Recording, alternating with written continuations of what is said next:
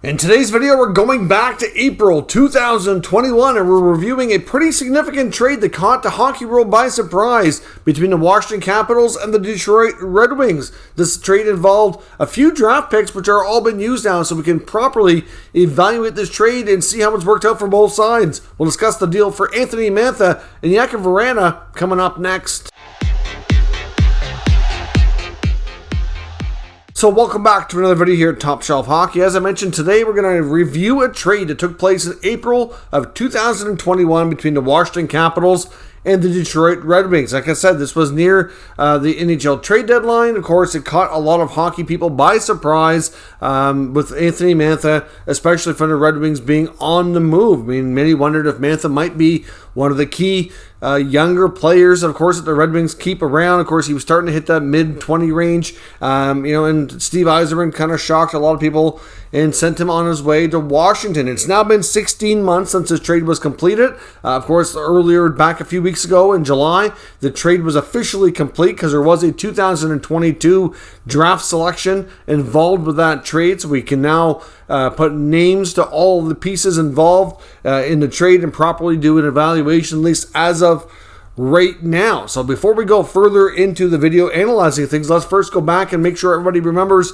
the full details here of the trade. So I'll give you a snapshot from capfriendly.com with the full trade details. Of course, the main piece going to the Washington Capitals, the only asset going to them in this deal is forward Anthony Mantha. Of course, Mantha is under contract for a few more years. Had a few 20-25 goal seasons, and was certainly looked upon as being a potential real solid goal scorer in the NHL. Going back to Detroit, it had four different assets, including young forward Jakub Vrana, who is the centerpiece of this trade, veteran forward Richard Panik, a 2021 first-round pick, and a 2022 second-round pick. Now, of course, that 2021 first-rounder for the Capitals ended up being the 23rd overall selection, and the 2022 second-round pick ended up being the 52nd selection overall. So, of course, now let's analyze the details of this trade a little bit further here. Now, of course, both Mantha and Vrana, who are both the centerpieces here going each way,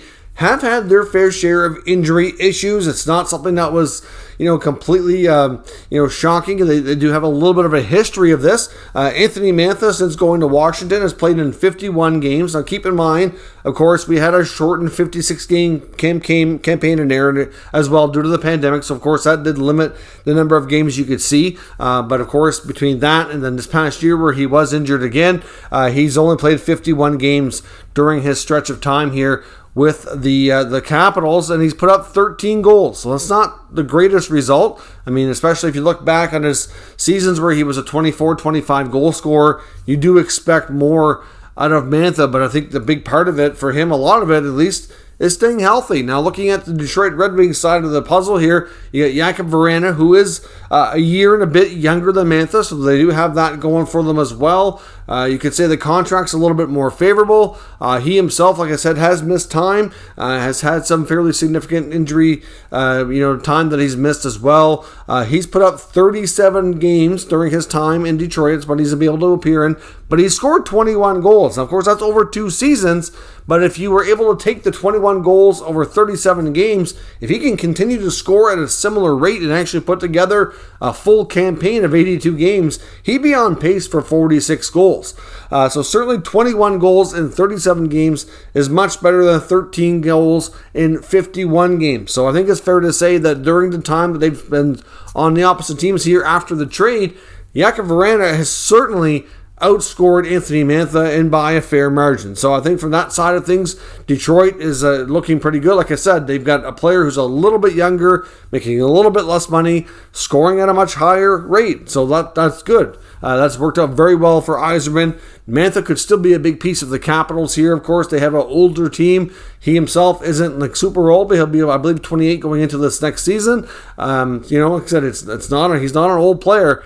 but he's certainly not, a fresh young prospect anymore either. And there's a fair bit of players in the in the Capitals that are, well into their 30s now. They could really rely on Mantha as being, a younger veteran, so to speak, to pick up his game and be a bigger part of the solution there to hopefully get the Capitals back to having, more playoff success. Obviously, the Caps have been a pretty consistent regular season team for quite some time, but obviously, getting it done in the playoffs is when it matters most. Now, looking at the other pieces here in this trade for the Red Wings, of course, you have Richard Panik. Now, of course, Panik didn't stay in Detroit too long. Of course, he was later traded to the New York Islanders. He was part of a package that brought Nick Leddy to Detroit. They traded Richard Panik with half of his salary retained, so they kept 50% of the money, and they gave up a 2021 second-round pick, which ended up being the 52nd overall selection, which originally belonged to the Edmonton Oilers, and then, of course, they get Nick Leddy here in return. So Detroit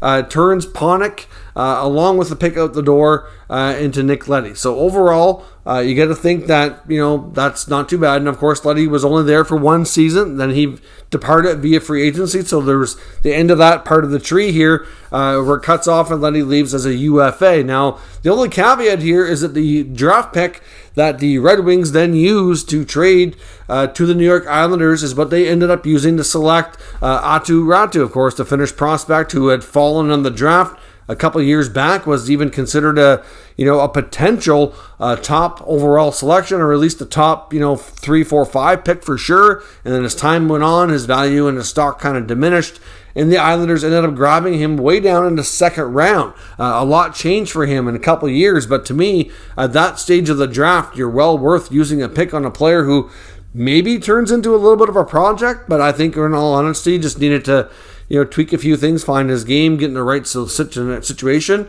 and things could turn around. Like, he had a real nice season last year, and exposed, hopefully play full-time for the Bridgeport team in the AHL this year, and should be able to get some good development. Long-term, I think he could play a very vital role in the Islanders' long-term future. Like, they don't have a deep prospect pool, but they are a prospect pool that relies on the guys that do have potential to hopefully be players.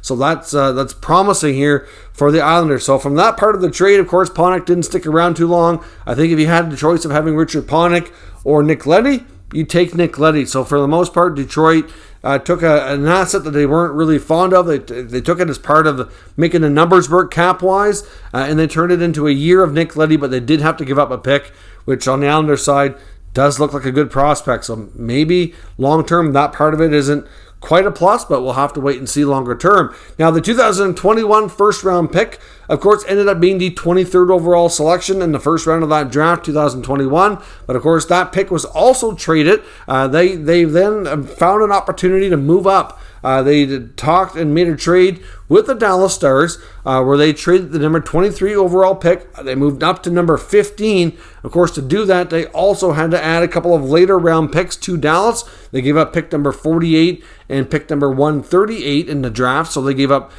basically a second and then a late round one to move up 8 spots from 23 to 15. But they used that to take future star goaltender, in my opinion, Sebastian Cossa of the Edmonton Oil Kings. I mean, to me, there was a couple of goalies in that draft that were likely going to be first rounders that really have potential to be stars in this league, with it being Cossa and Jesper Wallstedt. And I was quite surprised that there were opportunity for Detroit to do that, and Yzerman did not pass up a chance to move up in this draft and take him. So the fact that they got Cossa with that pick is pretty darn good. Now, back at number 23, the Dallas Stars selected Wyatt Johnson. Right now, Wyatt Johnson had a killer season in the OHL, really improved like a ton.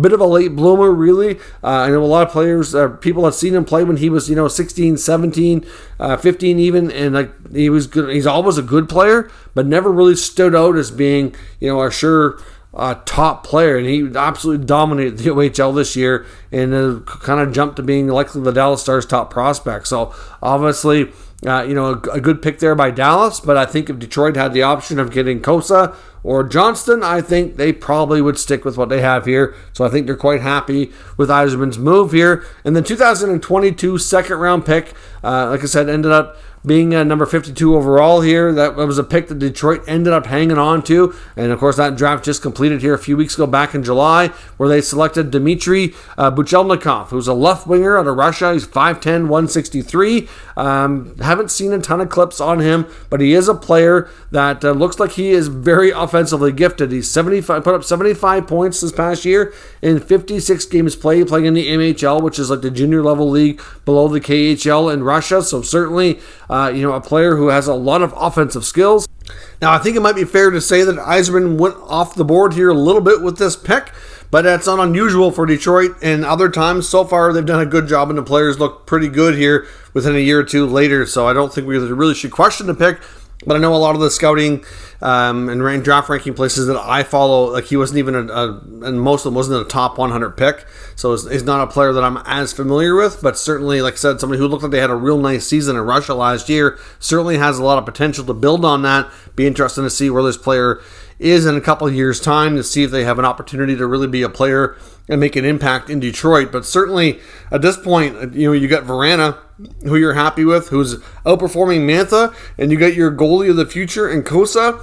You took Richard Panik, turned it into a year of Nick Leddy, but you gave up a pick to do it, and then you get this other draft pick out of Russia. So overall, in my opinion, the Red Wings fared really, really well with this trade. Like I said, it's a trade that kind of caught a lot of people by surprise. Mantha and Vrana were not players that many suspected were going to be on the move. It's just that simple. I mean, at the time, it was like, wow, this is a pretty substantial deal. You got two players that have the potential to be 20, 30 goal scorers, still in their mid-20 range, with term under contract. It wasn't something that you really seen coming, so to speak. But these two teams hooked up on the deal, and right now I'm going to say Detroit is winning this trade, and Yzerman did a great job, with only one little questionable part there being the pick that went to the Islanders. But you can't predict those things. When you get into the second or later round picks, I say a lot of those players, the percentages are in your favor that they're not going to turn out to be a player at all. Of course, the later the round, the better the odds that it's not going to happen, but we'll see how that worked out for the Islanders. I think the Islanders are happy with their deal, but the Red Wings here are as well. So now that this trade is fully completed, all the picks have been used, and we've had a chance to see Mantha and Vrana both in their new respective teams for some time. Let me know what your thoughts are down in the comments. Who won this trade? We'll talk about it further in the comment section. If you're new to the channel, make sure you subscribe and stick around. We'll keep you up to date with the latest news, rumors, and analysis on all 32 NHL teams. Thank you for watching, and I will catch you next time.